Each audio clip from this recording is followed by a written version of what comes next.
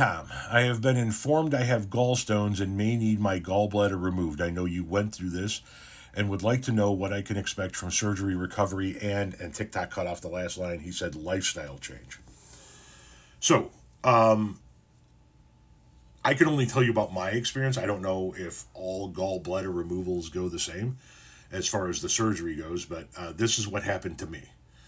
When I had a gallstone sneak out and piss off my pancreas, and I was doubled over in fucking pain in the kitchen to the point where I couldn't even function, that's when I went to the hospital, and I was in there for a few days, and they removed my gallbladder. I got an incision at the top of my stomach, on the side of my stomach, and in my belly button, like right at the top of the belly button.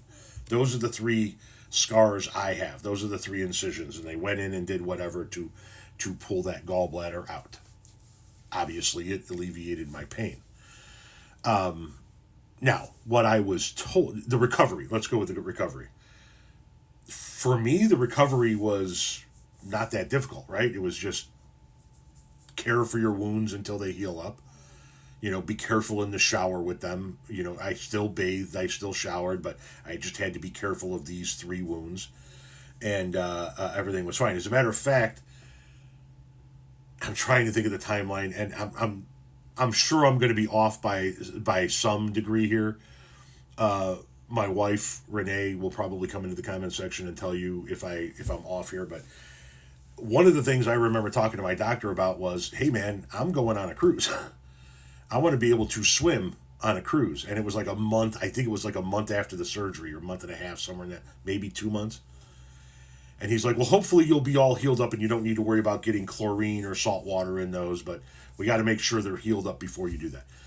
So that when I went back to my follow-up visits, that's what I was most concerned with, is are we healed up enough that I can go on this fucking cruise and get my ass in a pool, get my ass in the ocean?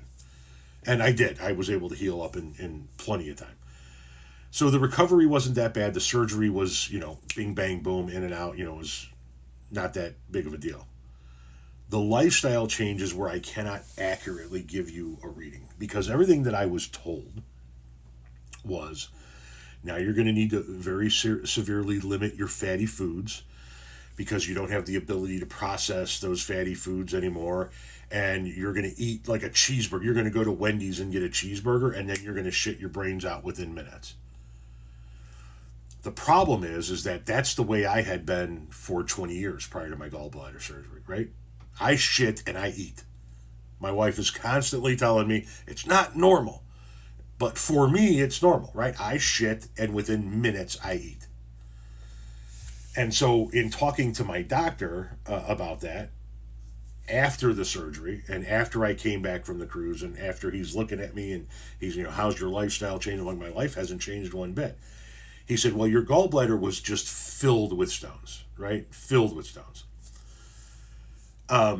And he said, it's extraordinarily possible that your gallbladder, given how many stones were in it, was not doing its job properly anyway for those previous 20 years, which is why you shit and you eat. So your life didn't change. Yours might, right? I don't know. Your doctor is going to tell you things like be close to a bathroom anytime you eat.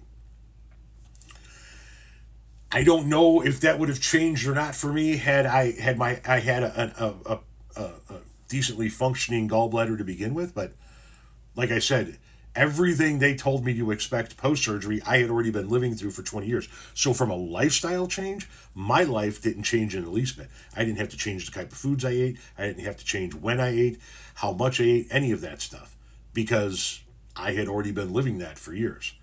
If you are not like that, if you don't currently eat and then go shit right away, then that might be something that you should expect.